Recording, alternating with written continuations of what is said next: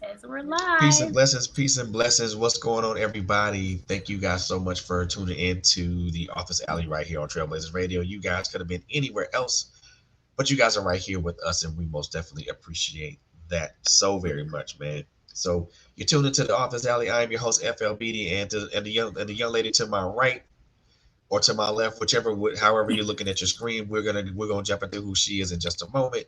But first and foremost, I want to thank everyone who has tuned into us and who has been listening to us, who's been also watching us on Facebook Live and also on our YouTube channel, but also on our various other um, platforms that we have on Facebook and YouTube. We most definitely appreciate that. It does not go without notice, and we most definitely appreciate that so very much. But now that we got that out the way, man, the young lady to my right or left, the young lady to my right or to my left, whichever way you're looking at your screen. I'm gonna give her an introduction. I know she doesn't need an introduction, but I'm gonna do the best that I can to give her an introduction. So I met this young lady at a book event that I participated in Atlantic Station a Uh-huh. little over a month ago. Had a nice conversation about a lot of things, and talked a lot about her book. We talked a lot about her writing journey, but we're gonna get in. I'm gonna let her talk to you guys about that. But I want to give a warm welcome to this young lady, Miss Tequisha Baker. Thank you. Hello, You hello, know, everyone. Thank you. Such a nice, warm welcome. I am so excited to be here. Um, since I've been published for a year. So since I have started with my first book, Braylon Masters the Dark, I have had the opportunity to meet such amazing people. I mean publishers, fellow authors, illustrators. I mean, just so many creatives. And I'm always excited to connect and meet people and talk about what I do, hear what they do. But I'm just really overjoyed this evening, I must say, because this is my first time doing something of this magnitude. So I am on cloud nine right now. I'm very happy to be here. I'm glad that I'm glad that you feel that way, and I want to make sure that when this is over, and while we're doing this, and when this is over, that you feel like you're at home. So Hmm. I want to make sure that you feel. I make sure that you are comfortable and that you are at home. So, Hmm. but again, thank you so very much, Mr. Quisha, for coming on and just taking the time out of your Friday to Yeah.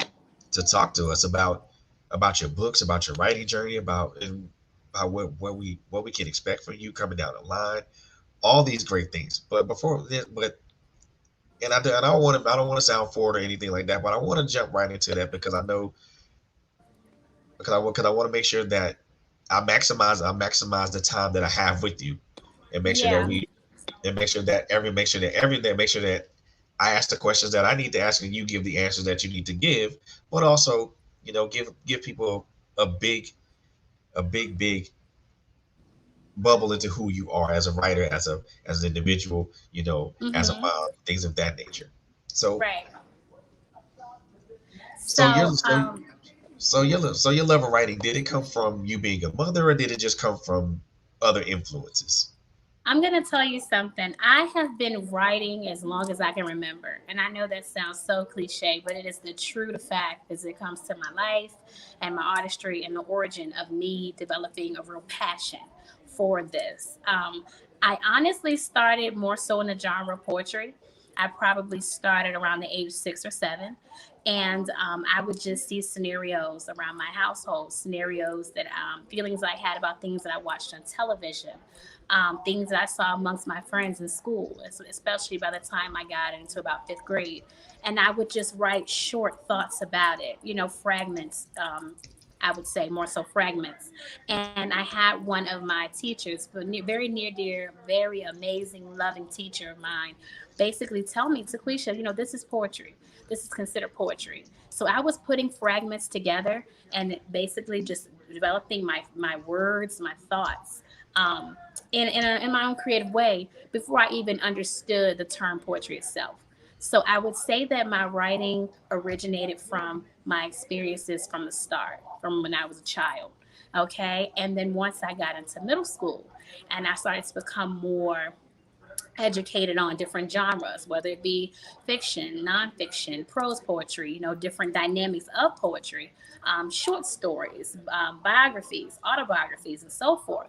Once I started to be presented with different types, more types of writing, that's when I started to really say, that's when I discovered the beauty, I'm going to call it beauty, the beauty in being able to create characters in your head and have full control over what does and doesn't happen to them. I'm talking beginning, middle to end.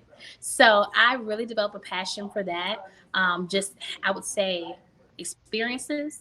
I would say the love of creative control. Those were probably the two main origins for writing. Once I became a mom, and the mothers out there who may be watching, they know being a mom and being a parent in general is a completely different ballpark. Whoever you thought you were, whatever you thought you knew, sometimes goes completely down the toilet and you are revamped in a sense and a whole other person because of this little person you have created. So being a mom most definitely, um, I would say, influenced my writing as well. And that's what geared me into children's books. I love children. My background is also a special ed teacher. So I love learning. I love seeing kids develop independence. I love the opportunity to see kids be presented with something that's unfamiliar. And then at some point it becomes like back secondhand knowledge to them. So me starting to do a children's book stemmed from me wanting to empower my child. I have two children, a 12 and a soon to be 6-year old.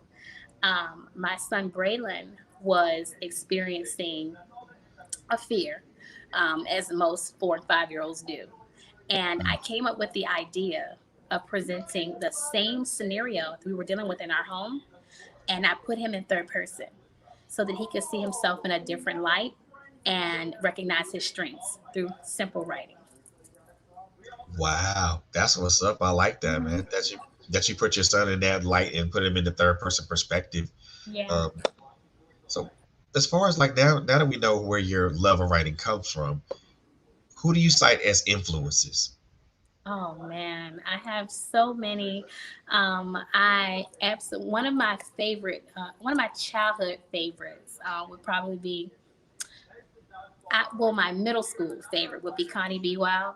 I love Connie B. Wild. She has more secondary, middle school level books, and I love her books because there's lessons, there's life, but a lot of it is written from more so of a adolescent standpoint.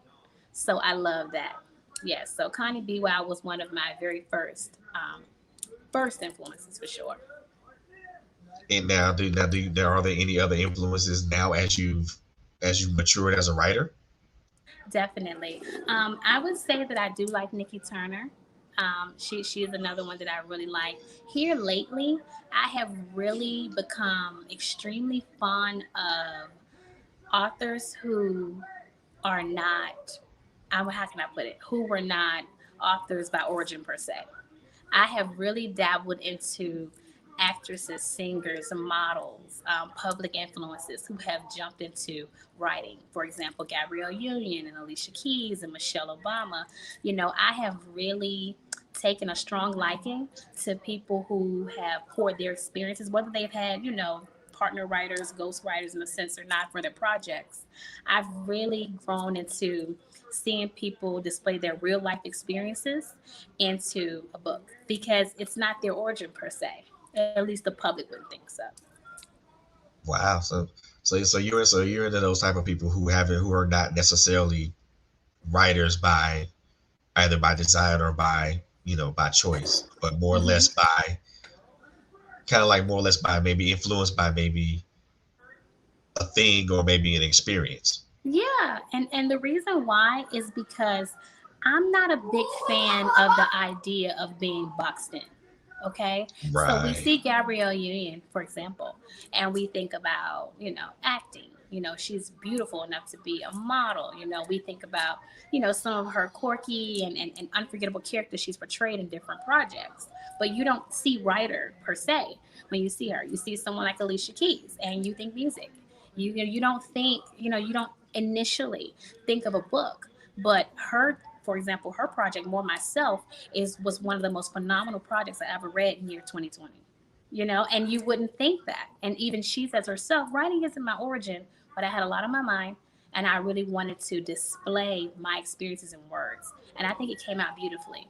So I just like the idea of seeing illustrators, writers, singers, whomever we are, who we all consider ourselves artists, stepping out of their lane sometimes. And me being a special ed teacher and me being an entrepreneur primarily, me being an author, although writing is my origin, me becoming an author was not something that people in my closest circle, I think, could foresee. Oh, that's what's up. I like that. I like that. Now, jumping in when you jumping in around with children's books, was it more or less an automatic thing, or did you have to think there was something that you give some thought to? I'm going to be honest with you. I went into the lane of children's book mainly my parenting experiences that that put me there. Um, I'm very strategic as a mother. I love to show and tell, and I love to empower my kids. Not just empower them, but show them how they can empower themselves.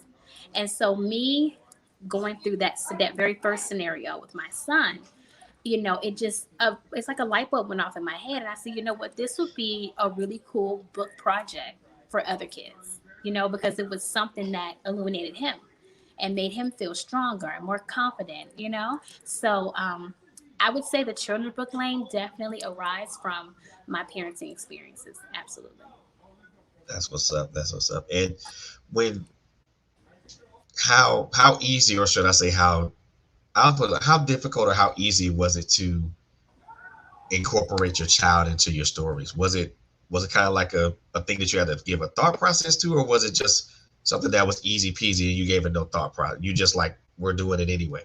Well, let's be honest, nothing's easy, right? Right, right. and if it's easy, it probably isn't going to be credible. Let's just be real. Indeed. Yeah, so for this, I wanted to highlight his character as much as possible, all the way down to the way I wanted the illustrator to make his hair, all the way down to the color that I wanted his slippers, all the way down to some of the dialogue that I had in the book. And I don't have a lot of dialogue in the book, but even some of the dialogue pieces, my son, he says like, like things that he says when he's being reprimanded or corrected. He likes to try to intervene in conversation.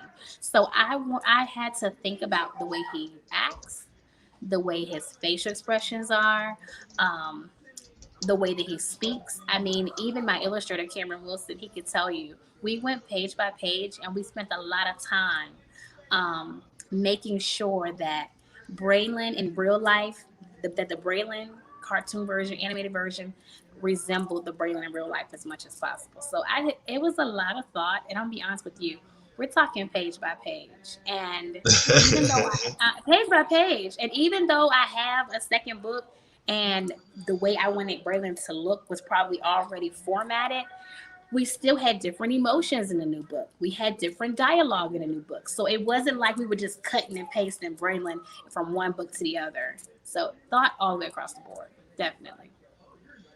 Wow. I mean, and I can see how difficult or how difficult that can be to incorporate, a child or even a family member into a work of such as that, because especially because now it translates from the physical realm to the written page, to the written or drawn page. Yeah, And it had, for some of us who was a stickler of, like, well, I won't say a perfectionist like me, but some of us say it has to be just right, or it yeah. won't be presented. Yeah, and you're right, and I get it because I always tell people in my circle, whether it's my personal circles or my professional circles, I am a perfectionist at heart, and it's such a bad thing to be. It means that we care about our work, we care about our artistry, so it's a good thing. But on the flip side, it's such a bad thing to be, and I say that because sometimes we overthink our work. I know I do. I speak for myself. I overthink my work sometimes. Sometimes it's probably at a 9 out of 10. But I look and say, maybe that's a 5. Let's go back to the drawing board. So I think it makes us overthink. I think that sometimes when we do too much revision, whether it be our drafts or whether it be our images, sometimes I think we lose the authenticity of it sometimes when we do too much tweaking. That's just my creative opinion. So I understand being a perfectionist, and it was really important to me for it to seem as real as possible, especially as it comes to his personality. Got you. I understand that. So just so staying on the authenticity part of authenticity part of it. How and this is pretty much a no brainer type question, but I want to ask this because some people will look at it in a different way. But when it came to creating the story and creating this world, especially especially now that your son is the center point of it, how important is it to have that authenticity as it pertains to appearance, as it pertains to mannerism, as it pertains to maybe dialogue and conversation between characters? Hmm. I'm gonna tell you something. It's extremely important. I consider it in everything that I do. When I was creating these two books, these first two projects, Braylon Masters the Dark and Braylon Masters His Name, I looked at the way he walked. I looked at the way he spoke. I looked at what we were dealing with realistically right now. I also had to consider what's going on in society because we all know book writing 101. We want to make sure that we are producing something that makes people want to pick up this book and turn the page. So I was also considering what other parents may be dealing with their 5 and 6 year olds because I'm in the children's book lane. So extremely important. And being that I'm in the lab right now, because let me tell you something, I am always working. I'm working on another project as we speak. I'm looking at who he is now. How is he speaking? How is he walking? What are we dealing with in this house today? So the next book will highlight another milestone, but the next book won't be exactly like the last two. But you better believe that you will feel a sense of familiar vibe from the character himself, because he is the brand. He is the face now. So yeah. Now, speaking of brands and faces, it's how as a parent, how does that make you feel to know that something that first of all something that you've written is become popular, but also now that your son is a face of everything that you write now. Um, can I say Superwoman? Yeah, you It can. makes me, look, that's my crown. No, seriously, it makes me feel extremely creditable. It makes me feel like I'm doing something purposeful. It makes me happy. Let me tell you, it gives me joy to know that I'm writing something that I care about, that I'm writing something that's a source of entertainment to other people. Um, and he is about to be 6 in a matter of days, so he is a lot more mature than your average 5 and 6 year old. So we talk. He's very knowledgeable of what I'm doing. He knows that we have books and that people purchase them, and then I do events like this and different things for the projects. And so it makes me feel very empowered, and as if I have started a legacy that will extend way beyond maybe my own years. So it's a great feeling. Well, I mean, and I most definitely can agree with that because I mean, I think that authenticity is like oh, extremely important when you're Mm-hmm. creating these imaginative worlds with these characters that end up being larger than life. And the simple fact of the Superwoman vibe, I love that because it's Yeah. when you're creating a world like this and you involve your child in it, it brings such a positive reaction to other people. It's that crowd is well deserved. That crowd is very well deserved. I Yes. love it. I love And I'm gonna say, speaking of I love positivity, I just want to touch on positivity. Because we don't have, and some people in my circle will say that I'm just tipping along with butterflies and sorry, excuse my dog, but butterflies and fairies and all of these imaginative things in my head. But the reality is, I do live on a high. I choose to live on a high, and I'm human. And I just think that things like children books, and not just children books, but any literary projects that empower people and our source of positive entertainment for people. We need that, because there's so much going on in the world. Just speaking in the sense of positivity. You see Braylon in the back. Would you like to say hi, Braylon? Say hello. But Hi. Braylon's saying hello. hi, Braylon. How are you? He is he's a little And then he's gone. I did he's gone. He's a little camera shy today. I said, well, it's all right. I don't want to, pressure him too much, but he knows what's going on. Right, right. So the one thing I asked though, because when as authors and as writers, when we create these worlds or we create these environments for people to get lost in, you know, Mhm. we come across a certain degree of what we could consider success. Mhm. Where do you see do you consider yourself successful right now? And if not, where what can you improve? Let me tell you something. I'll start with the latter. Okay, so where I can improve, um, I would say I could improve in my ways of thinking. And what I mean by that is, I think that fear is the devil. Fear is a notion that consumes all of us at some point of our week, some point of our month. It comes, even the strongest, most confident individual. So I think that could improve in the area of not allowing fear to consume me, because when I am having fearful thoughts, I think sometimes my my ideas shrink. And my ideas shrink not because I don't believe in my ability as a writer and a creator. My ideas shrink because I'm afraid to go for that bigger mountain. So I'll go for the little hill because I can see the other side of that hill. So I'm gonna go and jump. I know I can do one jump and I'm good. But that mountain over there, it might take a week or so. And I'm afraid of rejection, aren't we all?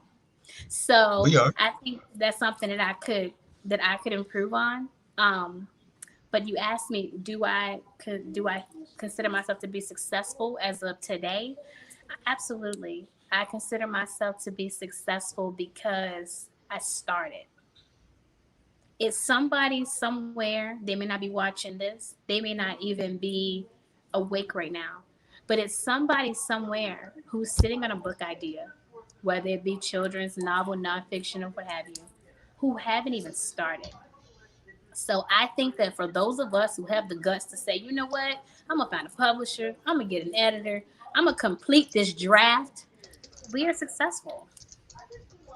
Well, and you know what that counts for a whole lot because Hmm. there's a lot of folks out there who have these witty ideas and these inventions and they don't even start them, and Hmm. before you know it, the years go by and then they pass away and they may have had the best idea in the world, but it wasn't exposed because they were too afraid to leap out on faith and just say, hey, let me just put it out here. Yeah, and they're probably sitting on jewels. Like you're probably sitting on something magnificent. So I say, take the leap, try it.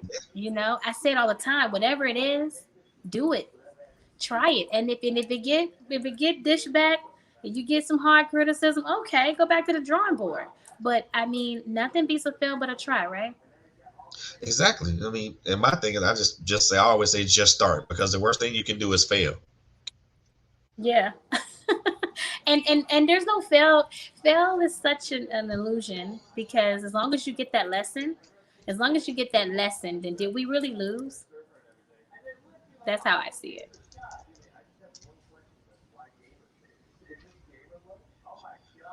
Oh, most definitely, because because there's beauty in the lesson. Mhm. Mhm. And I think that There's one like of the big I there's think so that much one beauty of in the the lesson, biggest lessons but I think one of So the I do biggest want. lessons that I've taken in with this is patience, because I've had to wait in so many avenues. I had to wait for my creative processes to flow naturally. I've had to wait for my illustrator to give me his best version of images. I've had to wait for the publication process to do what it has to do. Oh yeah. I've had to wait for some support. Let's be honest, because I didn't get 50 and 60 and 80 sales immediately. I had to wait in the midst of promoting, spreading the word, passing the links, going doing footwork, and paying to be a part of events where you're in position and you're in front of people. There was always a waiting process. Now the rewards did come, thank God for that. But patience, I think, is one of the biggest things I've learned in the midst of becoming an author, especially a self-published author.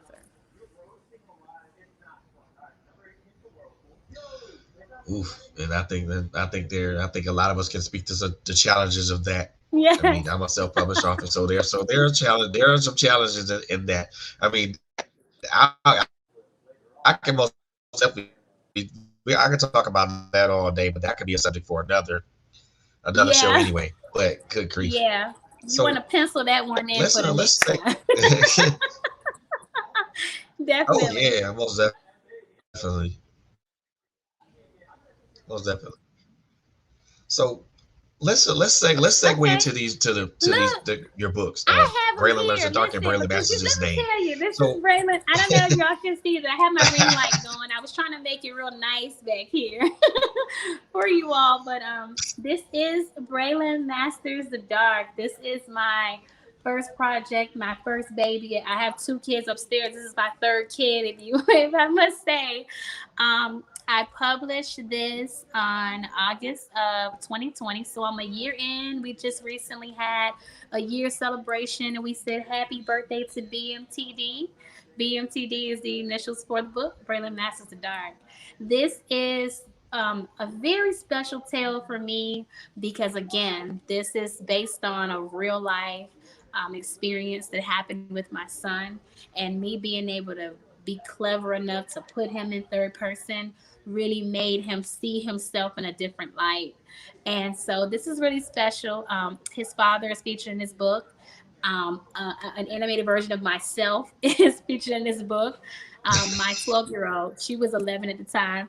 She's featured in this book. So it's like a family, it's kind of like a family based book. It shows some of the supports that Braylon has, as well as him being in a presenting mood. We have that climax, and then we see that ending result. So even in a short children's book, it's not as lengthy as as a chapter book would be, but you can see the rise and the fall even in this project here. So this is my first baby. And again, it was based off a full real life experience. And what I did was I had so much fun with bringing Masters of the Dark that I ended up doing a coloring book version of it. And I did that because I'm thinking about, what does the consumer want? What does the kid need? Tell me one child in this age range, I'm saying ages 3 to second grade, that doesn't enjoy coloring. Art is expression. So with this book, it's the same exact images that's in the reading book, but in the stain free, smear free pages. I love it, love it, love it. I know you probably can't see that well, but it's okay because I'll tell you about the website too. But I love this book because the kids who purchased it were able to color Braylon how they saw him. So they had, and most people bought the bundle. Most people wanted the reading book and the coloring book so they could have their own creative way. But people were able to color him based on how they saw him. Or I got so many. Let me tell you something. Social media is can be such a beautiful land. It can be such a beautiful land when it's used in the right way. I got so much love for this book. I got so many pictures, cool reviews. I mean, just to see other children around my son's age in their living room just coloring away. It was awesome. So I did the coloring book version of BMTD. That was around November of last year. And so then I just kept having fun with it. I said, you know what? We're going to roll with it. And I did Braylon Masters' name.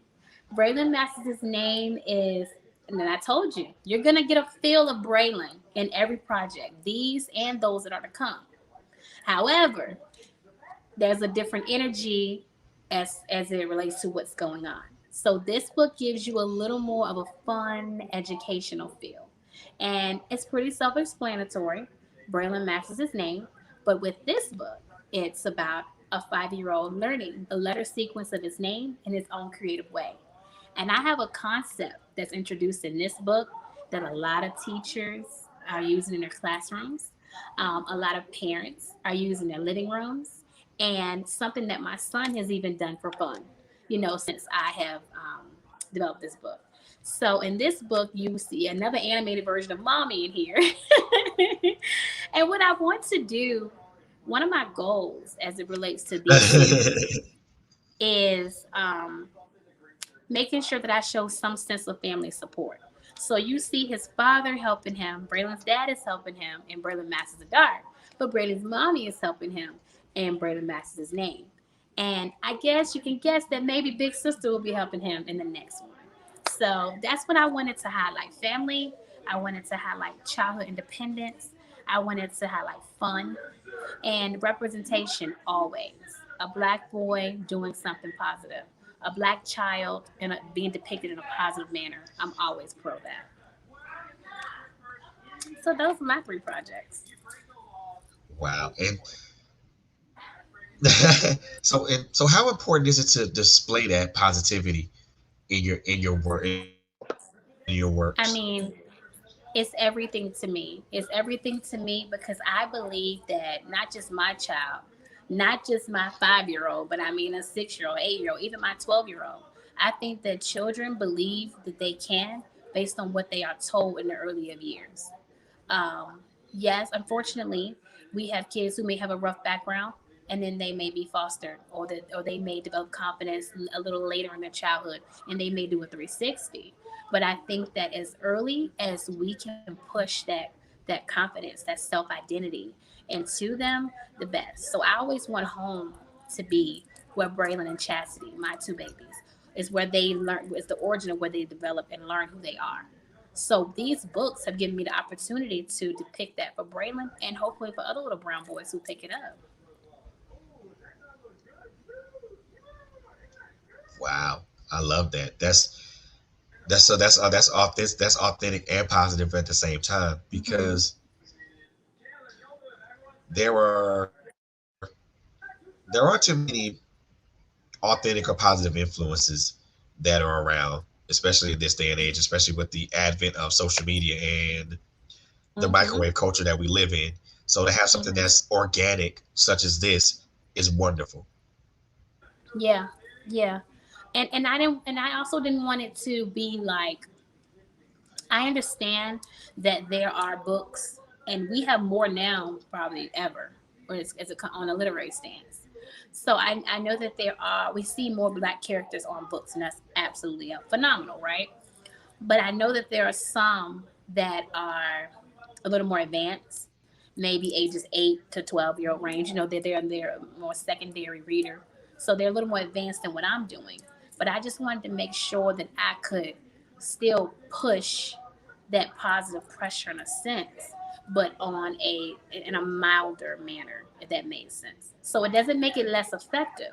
I just wanted it to cater more to the younger reader.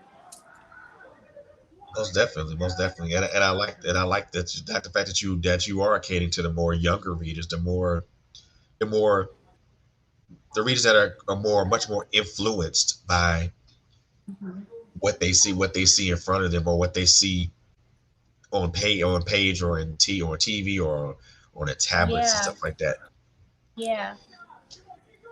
And But let's again, be this honest, I think that it also made kids like want to, I think not just myself, but I think any authors makes kids want to are major influence and kids wanted to pick up a book. I know we have our ebooks, and that's okay. I'm not an ebook fanatic. I'm gonna be honest with you, and I'm not me speaking. that me either. Nobody, Me neither. listen. No one in the world get offended by Tequisha's opinion. I'm very opinionated, and I hold my own and what I feel. But just to be quite frank, I'm not a big lover of ebooks. I don't get as much joy reading a book from a screen than I do flipping a page. That's just me, and that may be the fact that I'm a '90s kid. But I think that any author who, especially in the children's book lane, who creates a project of any type is an influence for a kid just picking up a book. Just pick it up. So, I mean, I guess there's a book lover in me. Hey, What's but I book mean, lover? but I get it. I get it though. I Mhm. understand. There's nothing like having a book in your hand, Yeah, yeah, being able to feel the pages and look at the cover yes, and then read the pages, but also allow your imagination to just go crazy while you're reading the book. So there's nothing like yes. having a book in your hand. And think about the crisp feeling when you get a new book. Brand new book smell. All my book lovers out there know what I mean. The crisp feeling of turning the page, and that title page is so stiff and so neat. Man, Yeah, that's the book lover them in me. crispy pages. Yeah, I love it. Yes. No, I It's understand 100%. and 100%. but I mean, I like I said, I love what you're doing, especially when it comes to like bringing the tenets of family, independence, support. Yeah. Um, Also, just bringing about the other tenets of just letting kids use their imagination to just run wild and be whatever. Especially when it comes to the coloring book. Now, Yeah. does a second book have does your other book have a coloring book with it as well? Braylon Max's name does not have a coloring book. I am actually in the works of developing another component. So what you will notice is that every book that I have is gonna have a component book. So the coloring book goes with BMTD. Well, for Braylon Matheson's name, I'm working on a more functional workbook in a sense, where kids who are at that level of where they are learning the letter sequence of their names and they are learning how to perfect their penmanship can do that. So I'm developing a fun, very lighthearted yet creative workbook for the little learners. That's going to be the component to this. I'm so excited about it. I've been working on it for probably since December on and off. Like I said, so excited about it. I actually thought about doing the workbook before I thought about the reading book. So, and that's probably the teacher in me because I am a teacher, in my spare time. So, that's probably the love of education that brews in me that made me think about that. But I'm so excited to see the kids who have this on their shelves and the teachers who are promoting this in their classrooms introduce that workbook as that practice for the learner. I'm so excited about it. It's going to be awesome. Um, I don't have a release date yet, but I'm in the lab. Hey, that works. In the lab is always Hmm. good. Now, Yes. you did mention that you are a teacher. You did mention that Yes. you're a teacher. Now, are there any and I know as a writer myself, any particular idea or any influence can cause me to pick up a pen and a pen or a pencil and a notepad and just jot away. Are there any like experiences that you've had as a teacher or even with other teachers that kind of give you ideas for another project? Oh, definitely. And it's funny because I was speaking to someone a little earlier today about it. Because I got asked, "What's the next book?" That was the question that I got asked. That's the question that I get asked a lot from my patrons. They're like, "Okay, so what's next? What's up?"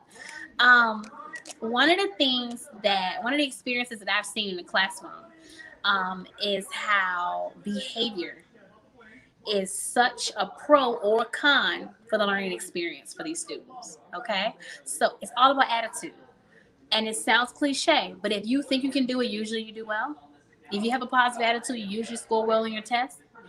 So um, but at the same time, students study habits and ability to retain information from the teacher is altered based on their behavior. We have kids who have some say on the spectrum. They have emotional things going on that's a little difficult for them to control. We have kids who have mood issues because of what's going on at home. We have kids, they're just hungry. They skip breakfast that morning, so they're cranky. So it's all different levels. So one of the ideas that I have been brewing in my brain is kids and moods, children and their behavior, how they think, what they feel, not just how they think and what they feel, but how do they manage as little people. Because see, us adults, we may go to therapy, or we may make a cocktail, or we may take a nap. But as children, little people, they have to develop their own ways of managing what they feel appropriately. So being in the classroom and seeing kids completely lose it in the midst of working, or seeing kids who come in with a bright attitude every day, is definitely something that has made me think about kids and moods. Hmm. Wow, that would be that's a great thing to pull from because I think with the and this is kind of just to jump a little off subject, but not too much. I think the aspect of addressing those types of things with younger kids is important because of course we can talk about this with adults and adolescents and teenagers until the cows come home because it's something that's readily recognized and seen, but Hmm. not with a not with a child that's in pre-K or kindergarten or first or second grade or up to maybe fifth or sixth grade. So I mean, that's something that we don't see. And it's funny, and it's amazing. What you just said is correct. We don't see it because some of us choose not to see it. And some of us think, not all of us, but some professionals, even some parents, assume that this is just a age and stage thing. But sometimes it's not an age and stage thing. Sometimes it is a psychological thing. And I'm not a psychologist, I'm not a therapist, and I'm not even near it. I mean, but I'm going off of my experiences of the various kids I've worked with in the classroom setting. So you're right. But guess what? What you said is valid. We don't see it. But guess what? That is where it starts. See, the way that a person who's battling different mental health issues or behavior issues at 55, I bet my bottom dollar that they had signs of that when they were 5 years old. I bet you. Of That is course, where it stems. Childhood. of course. And I think when you address those issues at that particular level or at that stage, a lot of kids become much more well-rounded individuals, such as Hmm. teenagers and as adults. We're all human. We're all gonna have our issues and our blowups. But I think Yeah. when it comes to managing them, you know, we can't. And this is another thing that I just noticed. You can't tell a 5 or 6 year old to kind of if they're angry or they're upset, just to kind of just to take a powder. You can't do that. Yeah. Yeah. It doesn't work. Or calm down. Or relax. you know, believe it or not, there are some 5 year olds that struggle with understanding how to relax. So I think that as parents and teachers and as an author, I would like to depict creative and meaningful, realistic ways that a 5 year old can bring themselves out of a mood. I would love to be able to highlight that in a project with Braylon as a main character. Because of course he has tantrums. He's 5. So it's just something to think about, and just seeing how my kids intertwine in school and so forth. It just made me think about that. I'm so glad. I'm so glad that that as a teacher, as an educator yourself, you find inspiration from other educators in other situations that Definitely. give you that Definitely. opportunity to be like, maybe I could use this idea in a book, or maybe I could not. Maybe I could just like maybe I could Mhm. add this in something that I'm doing right now. So I love the fact that you take those experiences and you think about them and you jot them down and you kind of brainstorm on them. So that's wonderful. I love that. I'm gonna tell you something. There's all full spectrum in a sense, if you think about it. the parenting, the creating, the profession, because we have our 9 to 5s, and then we have our passions. If you think about it, and I think that if we think about it in that way, work will never feel like work when you learn to connect in the spectrums like that. Of course Everything not. kind of affects another thing, and it can very well be a very progressive thing if you see how they all are connected. So I try to wake up every day feeling like I'm not at work, even though I'm working. If that makes sense. And that's a task in itself. But, how can I be productive and how can I merge some of these things? Because let's think about it. The word work alone makes you frown. You're like, Lord, I gotta go to work. I'm ready to get off work.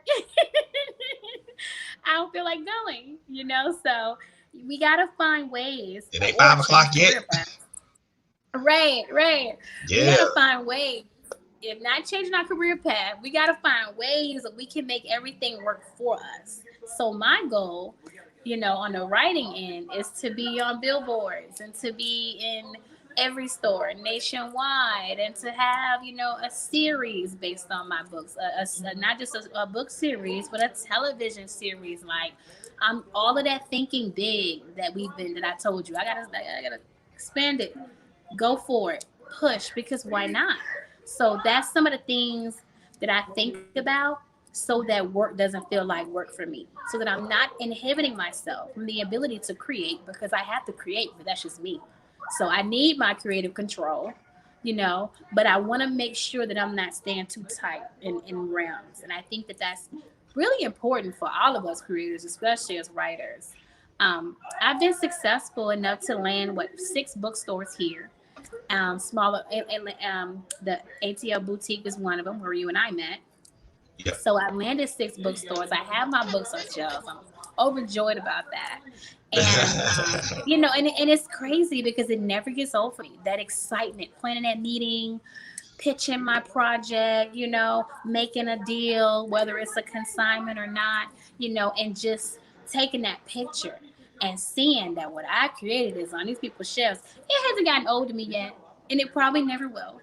Um, Oh, this that feeling week, never get old. it ain't gonna never get old, right? That's No. good. This week, per se, I kind of went on a different round, especially with Braylon Masters' name. And I went more so in the educational field, because I've had a handful of teachers reach out to me through social media. And they say, why do I want to put that in my classroom? That might be good for my second graders, and so forth. So I started this week, I embarked on a new journey. I said, we ain't fearing nothing. We are going to go out and we're going to try, and I'm going to do it. And I was able to link with quite a few preschools and learning centers and get my books there. And whether they add this to their classroom libraries, they have many libraries, or include this in their curriculum to and help with their reading fluency, it's still there, So nothing's for nothing. So I've been challenging myself to step out. People from the outside look in, and they say, so you're doing it, I'm proud of you, and I'm sure that's genuine. And they see my journey, and they're like, especially those who are my closest of close circles, they remember when this was just an idea. So of course they see, they measure, they speak on my progression. But me being the professional that I am and the dreamer that I am, I'm like, all right, I'm good on this step, but let's go to the next one, and the next one, and the next one. So that's what I mean when I was referring a little earlier, when I spoke about fear. Right. We gonna punch fear in the throat, okay? Because we're not doing that. I love it. I like that. I like that. So you being a mom, being a professional as educator and holding those type of roles, how important is it to have balance as a creative? What's Let me tell you something. Woo, I lose sleep many days. Um, Sometimes because my schedule is just that full. I do want to reiterate that I don't teach every single day, but when I do teach, I usually teach for segments at a time. So it still takes up my time, you know? Right. And on the entrepreneur end, I'm in another field, entrepreneur wise. And then a mom, that's a job in itself. So I plan to the max. I do a lot of sticky noting. I use my Google Calendar from top to bottom every chance I can. Do I forget things sometimes? Of course I do. Am I delayed on responding to some emails? Of course I am. But I plan, I pray. I plan and I pray and I prepare. My three P's: plan, pray, and prepare. That's what I do. Some days my preparation is off. Why? Because I'm not a robot. I'm human and I'm tired Yes, sometimes. But I I like try to that. I like find balance. Yeah. I try to find balance in planning and preparing best I can.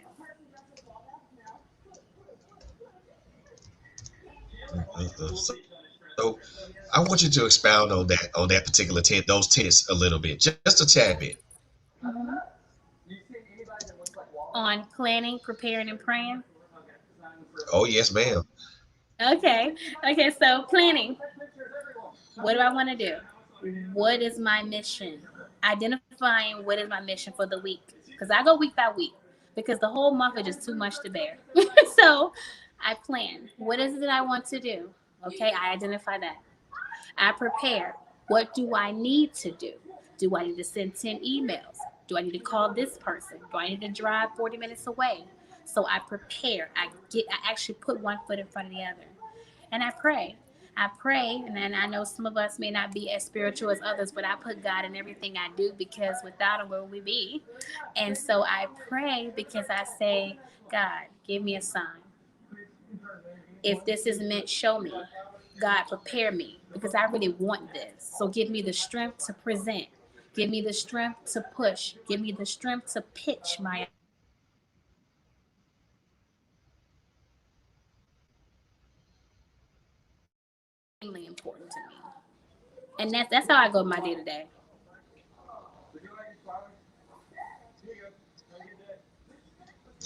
That's what's up, and I like that. This you got to be able to do all those things in the day because if you don't, your day's gonna go awful. Yes, yes. And it may sound cliche, and I just want to notate something because although I may present myself well, I don't want anyone to think that I am portraying an image as if I don't fall short some days. Of course I do. And I have days when I kick the bucket. I say, okay, the towel is thrown in and I'll pick it up tomorrow. So I never want to portray a false depiction. I have days when I have doubt and I get writer's block and I'm a little more worried, than others, just as all of us creators get. So, but those three P's specifically is what I think has gotten me as far as I am today in my writing journey. That's what's up. I like that because I like that. I love that so much. I love that. I think I'm gonna implement that in my own little add that to my own tool belt. You know. Yeah, plan, prepare, and pray. It'll never fail you. It'll never fail you. And what you'll learn is that when you find yourself running into so many roadblocks in your preparation stage, it's usually an indication that what you're planning for is probably what's not destined for you in that moment. And that's what I've learned because I ran into a couple of roadblocks in my preparation phase. Yep, and got to learn how to navigate those. Mhm.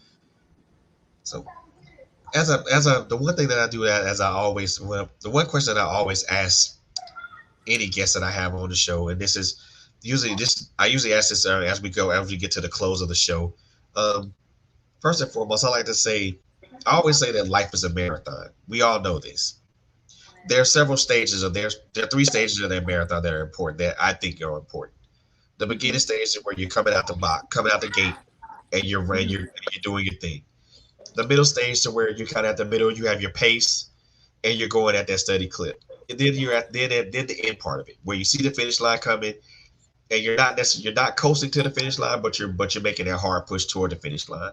Yeah. Where do you, where do you see yourself in this particular marathon as not only as a writer, but also in as a mother, but also as an entrepreneur? I would say, to speak very honestly, I would say that I'm definitely at that middle point. Um, I have found my pace because I know what I don't want to do. I'm aware of the direction I'm trying to go in. And I feel that although there's always room for more polishing, I feel that I know what I want my brand to look like, what I want my brand to make people feel like, and who I want my brand to reach, who I want it to be tailored for. So that to me all correlates with finding your pace. So I have been fortunate enough to step out of that realm of that beginning. So I would say I'm definitely in the middle in the writing end.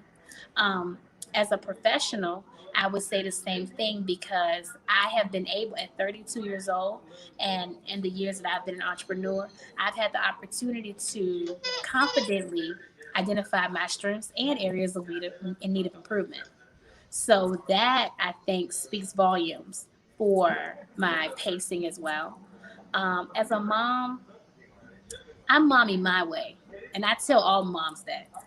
Mommying is a verb, okay? Yeah. It's a noun, but it's a verb as well.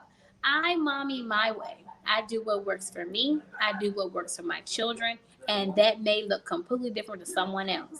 But me being having a 12-year-old, I feel like I'm most of that in my eyes because my daughter has put taken me through several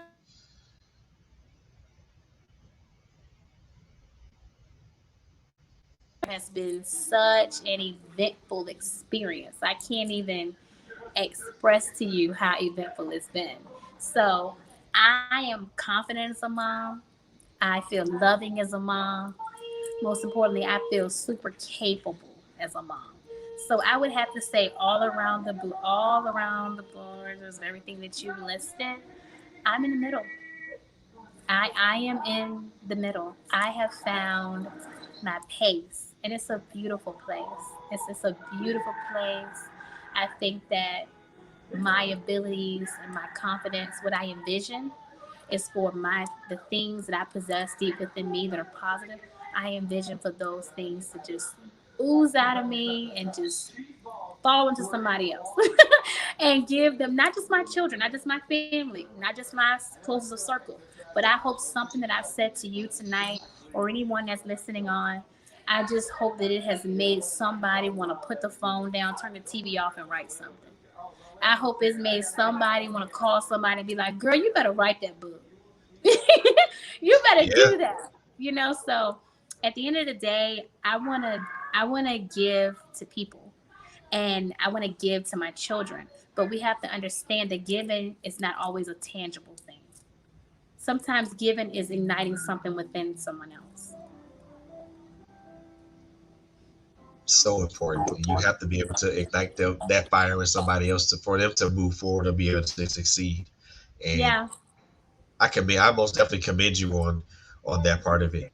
But I am going to give you this particular opportunity right now to give yourself a shameless plug to let everybody know again who you are, where they can find you, what you got, what books you have, and where they can find you. So right now you have the floor. Go ahead. Okay, everybody. My name is Tequisha Baker. I am a children's book author, entrepreneur, most importantly, a mom. I am the writer of the Braylon series. My Instagram is for Life to Write. That's number 4, life, number 2, and write, as in write the book. My email is for life to write at gmail.com, and I'm on Instagram as well, same tag, for life to write. You all can get my books, you can check my website out for life2write.com. You will hear some background information about the author. You'll get a glimpse of some really cool, fun events that we've done out in the community. You get to meet the main character, Braylon, from the website, and you'll get some really good books at a reasonable price. This has been so fun. I'm doing what I love, and I just hope that I am pushing somebody to do the same. Man, 100. look at here. I'm telling But you, like to write. that's what's up. That's what, and I love that website because because I think for all of us, for especially for us as creators, especially writers, that it that literally is our life. Yes. Yes. That literally is our life. To put something on a page for it to be influential or to be inspirational, or even to kind of Definitely. force somebody to think about something or be a change agent. So Mm-hmm. most definitely, I love that website. I love that name. So you've I been love on that that. website? I actually have. Awesome. Yes, I have. I get so Yes. excited when people go to my website, like, and then they subscribe. I'm like, did you subscribe yet? Oh So yeah. this Oh is so yes. cool. That's so cool. Thank you for that support. But see, that alone is support. People don't understand that. They don't. They don't. And Hmm. even as a for someone from and both as creators and entrepreneurs, it's so very important for us to have that support from people. It doesn't. And I'm gonna say this and just be really, just honestly be real about it. Support is not always monetary. Right. A like or a follow on Facebook or Instagram, Share it. Share a, it. a share, a subscription to just subscribe to someone's webpage or someone's YouTube channel. It doesn't Yeah. cost you Yeah. anything. Yeah. It doesn't cost you nothing. But I think and also as writers, as you and I are writers, and everybody else that are writers, I think for me the joy comes from when someone reads something that I write and they leave a review, whether it's Hmm. positive or negative. For me, I'm Whether good. it I'm doesn't good. matter. I'm good. I'm good on both. I'm good both ways. No, for real, because you want the honest opinion, and that constructive criticism piece was something that was hard for me to take, and I must admit that. But it can really be like the meat and potato of your artistry, for real. Yeah, Hmm. and folks don't understand that. It's I'm like because I look at negative reviews of what I've written. I'm like, okay, that's a learning opportunity. Yeah. And folks, like I said, folks don't just really don't understand that. But I mean, but most definitely, I've enjoyed this particular conversation with you, man. I'm Man, so I glad. have, I have, It's and been fun. Happy to be and here. thank you. And I most definitely want to invite you back if whenever you want to come back. If you have a new release or something like that, you can come. You can come tell us Yeah. about it, and we can most definitely talk about it. The ball is steadily rolling. I'll definitely keep you in the loop. That works for me. That works for me. So but Okay. I am gonna give you one more opportunity because I know there's somebody who probably didn't hear you or probably didn't even Okay. see anything. But I'm gonna give you one more shameless plug. So go for it.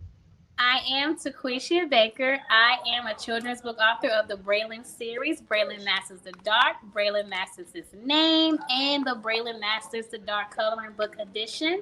My website is www.forlifetowrite.com. I'm also on Amazon. I'm on Instagram as For Life to Write as well. That's For Life to Write, number 4, life, number 2, write, as in write the book. Thank you all so much. Yes. You are welcome. You are welcome. Ladies and gentlemen, boys and girls, I want to introduce to some and then reintroduce to others. A very good, a very powerful writer, and also a good friend, and also someone who is a friend of the Author's Alley now, Miss Tequisha Baker. She is the Thank author you. of the she's the author of the Braille series, and I want you guys to most definitely please go check her out. Check out her website at forlifetowrite.com. Check her out on Instagram. Check her out on Facebook. Also be kind and also check out her books on Amazon. If you do Hmm. purchase a I'm there book or too. two, if you purchase a book or two or three or how many ever you purchase, please leave a Or review. 20. Who's counting? Oh, oh yeah, nobody's counting. But but most definitely, please leave a review for this wonderful young lady because, as I stated before, reviews are vitally important for us as writers and authors Hmm. because it helps us to improve and be better. So Definitely. most definitely check her out on our social media pages. Also check her out on our website. If you if you see something that you like, if you see something on our website and you want to purchase it, by all means do that to show support. Like I said, you don't have to support it as monetary. It is also in the form of liking and sharing and subscribing, but also sharing, but also spreading the word out to put out this, let people know about this wonderful young lady. Now, as we conclude with this particular show, I want to leave everybody with this one thought. Success isn't measured by how much we do or how much we accumulate. Success, as far as I'm concerned, is measured by who we impact and who we affect. If we can affect someone in a positive and peaceful manner, I truly believe that we're successful. Mhm. because monetary gains don't mean a whole lot when you're not impacting anyone. And that, ladies and gentlemen, is something to think about. Once again, ladies and gentlemen, I want to again thank beautiful guest, Miss Tequisha Baker, for coming on Thank tonight you. and blessing us with her infectious and bubbly energy and her enthusiasm for what she writes and her enthusiasm for wanting to be a positive, authentic role model for kids. And I am very proud to have her as to know her as not only as a fellow author but also as a friend in the author's alley. Ladies and gentlemen, that's going to conclude our show for tonight. But tune in tomorrow evening because I have a special show planned for you guys. I'm going to have Miss Angela Thomas Smith, and she brought a crew with her. So we're going to unpack a whole bunch of things. But until that time, please, I want you guys to always be careful, stay safe, love on each other, and always take care of each other. Until next time, peace.